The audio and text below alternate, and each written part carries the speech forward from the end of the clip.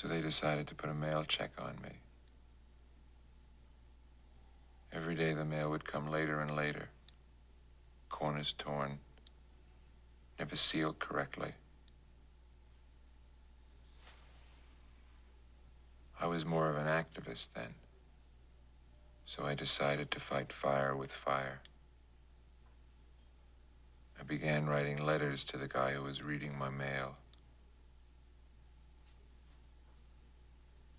I addressed them to myself, but inside there went something like, "Dear sir, I'm not that different from you. All men are brothers. Tomorrow, instead of reading my mail in that dark, dusty hall, why not bring it upstairs where we can check it out together?" I never got an answer. So I wrote another letter. "Dear sir,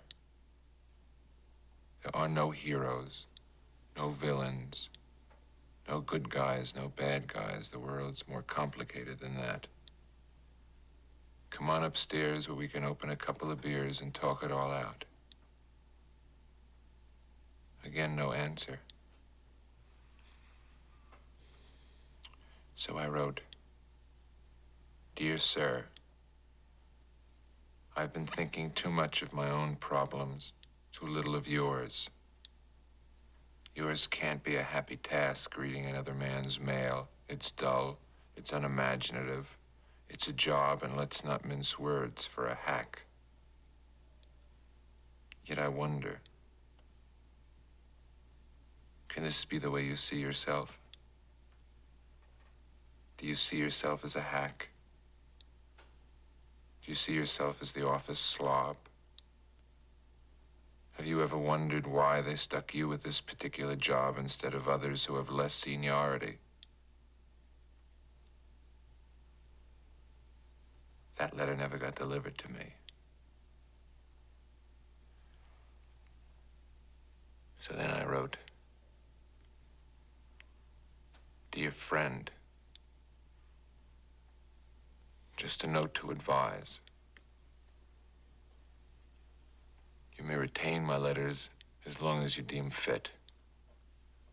Study them, reread them, think them out. Who back at the Home Office is out to get you? Who at this very moment is sitting at your desk, reading your mail? I don't say this to be cruel, but because I'm the only one left you can trust."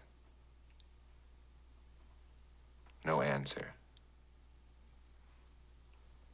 But the next day, a man saying he was from the telephone company showed up. No complaint had been made, to check my telephone. Shaky hands, bloodshot eyes. And as he dismembered my telephone, he said, "Look,